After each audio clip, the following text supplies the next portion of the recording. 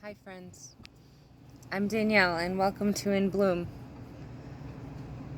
I have brought you videos the last couple weeks, and every video that I bring is something that I speak from through my experience, and when I share my videos I speak through my heart.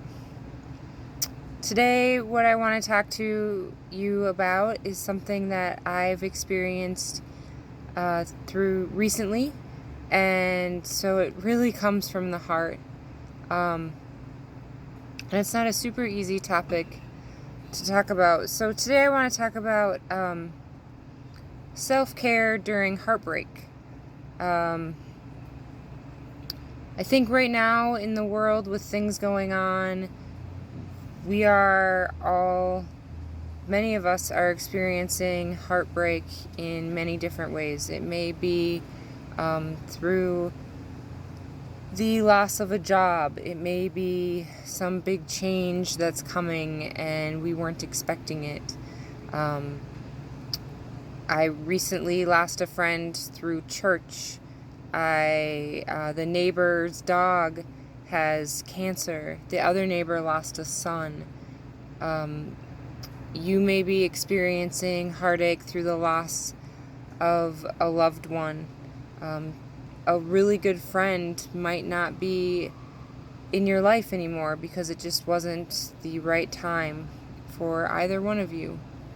A lot of different things. Maybe a son or daughter has decided to do something that has extricated them from your life. There's a lot of different things that could be happening in the world, and I think there's a lot of heartbreak with the world's events that are going on right now. We're in a pandemic and we're seeing a lot of racial issues and things that can just really hurt the heart. So I wanted to talk about ways that I'm doing self-care during this past week. Heartbreak, there comes a lot of pain and it's really uncomfortable. And sometimes sitting with our feelings and being with our feelings is really, really difficult. I know in my other videos I've talked that in the past I've not allowed myself to sit with my feelings, and this time I have, and there's a lot of days that I feel sad, and I've had to allow myself to feel that, because if I don't allow myself the sadness, and if I don't allow myself to name my feelings, then I'm shoving them. And for me, they come out in different ways. They come out in fear. For some people, they come out in anger. And really, when we don't look at our feelings, it's really easy to get into denial. So I've had to really look at what I'm feeling and sit with them, even though they feel awful and uncomfortable. Once I've done that, I'm allowing myself to be kind to myself. I don't want to feel it. I don't want to feel sad. I want to feel happy and joyous and great again. But I can't rush that. So I'm allowing myself to be kind to myself. Some other things that seem to be helping and that are self-care for me, and that may work for other people, are distraction. So I'm finding a lot of things to distract myself. I'm currently working on a project in my kitchen. I'm really focusing on my child. I'm finding people that I know are very much there for me, and I'm looking at my network, which brings me a lot of gratitude. And into the other thing, I've talked about making gratitude lists. Right now during heartbreak, it's really important to make a gratitude list and name the things that you are feeling grateful for. That brings up a little bit of a happy feeling in my heart, and it also gives me hope. Some other things, reading, which is a distraction, but maybe reading on something that really brings me a lot of joy, or maybe reading a self-help book and something that helps me go into the next step, and helps me continue on, again giving a little bit of hope.